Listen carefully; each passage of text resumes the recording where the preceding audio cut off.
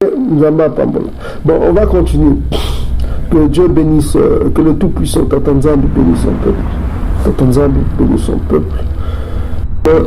Voilà, ubiquité, ça veut dire être partout au même moment. Ça veut dire être partout au même moment. Être partout au même moment, voilà. Nzambi Lakan.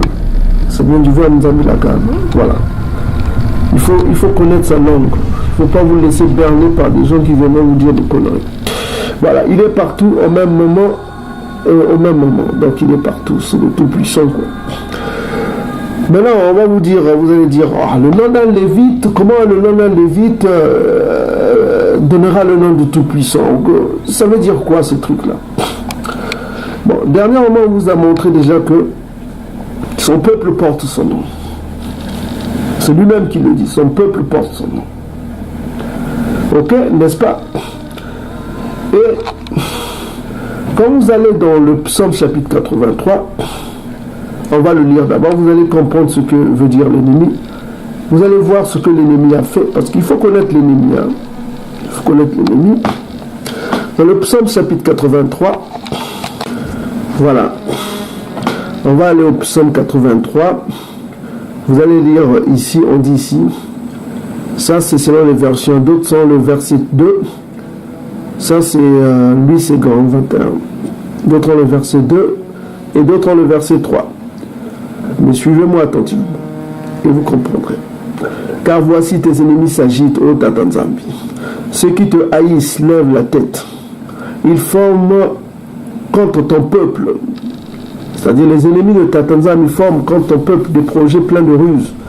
Ils délibèrent contre ceux que tu protèges. Venez, disent-ils, exterminons-les du milieu des nations et qu'on ne se souvienne plus du nom du Solélé. Maintenant, posez-vous la question. Est-ce que c'est le nom d'Israël qui est là? Parce que leur projet est qu'on ne se souvienne plus du nom du Solélé. Or, le nom du Solélé, le nom que porte son peuple, c'est son nom.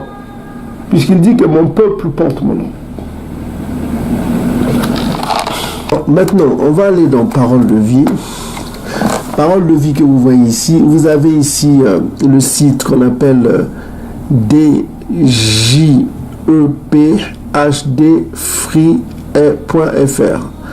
Vous mettez référence biblique. Hein. Vous mettez même sur Google référence biblique. Vous tomberez sur ce site-là. Qui donne beaucoup de traductions bibliques. Bon, et ici vous avez par exemple Parole de vie. Nous sommes sur le livre de 2 Chroniques chapitre 7 verset 14.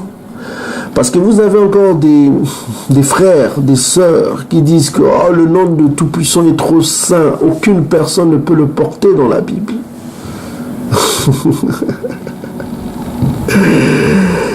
Alors lisons ici, qu'est-ce qu'on dit? Et mon peuple, c'est-à-dire les Bantous, à qui j'ai donné quoi? Mon nom, mon nom, mon nom, mon peuple à qui j'ai donné mon nom. Donc si vous cherchez le nom du Tout-Puissant,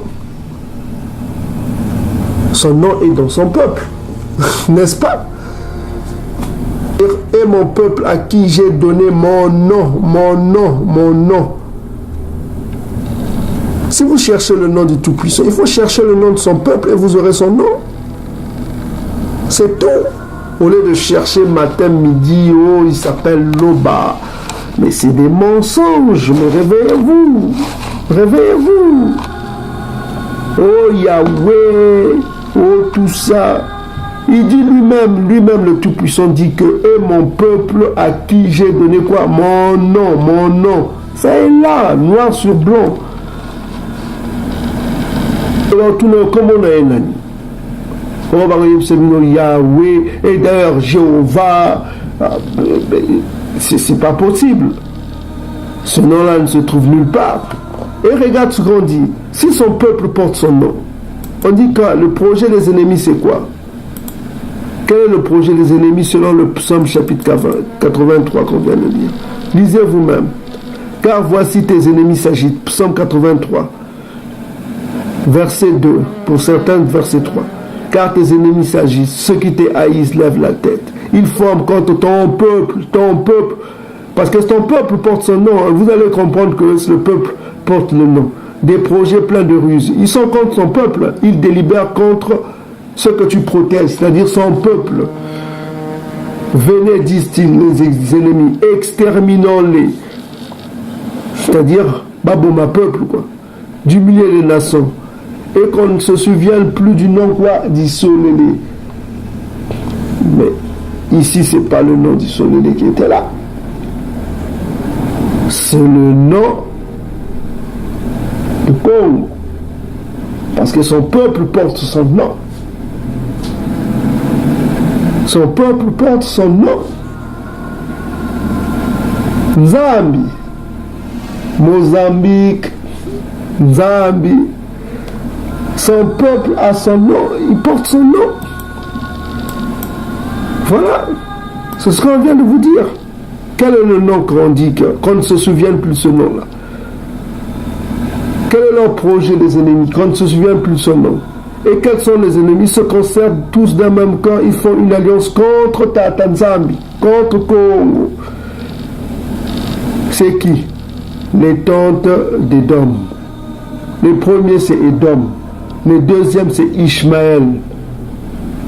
Qu'est-ce qui vous a apporté Édom? Yahweh. Les tentes d'Édom.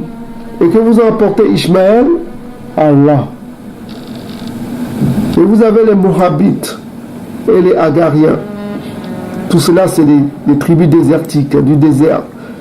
Parce que les gens ne savent pas, notamment les Bantous qui sont en Amérique, qui ont fondé une religion qui s'appelle les Hebrew Israelites. Ils ne savent pas que les Moabites, ce n'est pas les Asiatiques, ça. Ça, c'est du mensonge. Les Moabites et les Ammonites, c'est les Maghrébins, c'est les Berbères. Dans la souche, c'est des Touaregs. On va faire une vidéo sur ça. C'est les gens du désert. Quand vous allez dans Jérémie chapitre 9, à partir du verset 22 jusqu'à 25, on vous dit bien que c'est des gens du désert. C'est des gens qui habitent le désert et qui sont en compagnie des chameaux. Ce n'est pas le cas des Asiatiques. Les Asiatiques ne vivent pas dans le désert. Et on dit que Moab et Ammon sera une possession des Ishmaélites. Voilà, c'est ça. Donc, si vous êtes possession de quelqu'un, vous partagez sa religion, c'est l'islam. Voilà, ils sont aujourd'hui islamisés, les Moabites et les Ammonites. Vous avez les Agariens, ça le sens des gens du désert toujours, les Gemba, les Ammonites, les Amalekites. Ça, c'est la famille, c'est les tribus édomites, Amalek. Vous avez les Philistins qui sont les Noirs. Ouais, ceux qui disent que les Noirs, tout ça comme ça, je suis venu sauver les Noirs. Là, on voit qu'il y a des ennemis de Tanzambie. Ok? Avec des habitants de Tyr. Les habitants de Tyr, ce qu'on appelle les Cananéens, les Tutsis là. Vous voyez comment ils tuent les Congolais.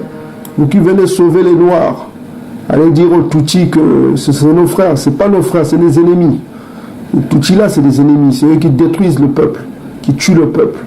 C'est des ennemis, c'est des Cananéens, ça s'écrit là. Binono Sobozo Luka compromis na bango, vous avez traître. Ok? C'est des ennemis. Nous, on n'est pas venus ici pour enseigner à sauver l'humanité noire. Voilà.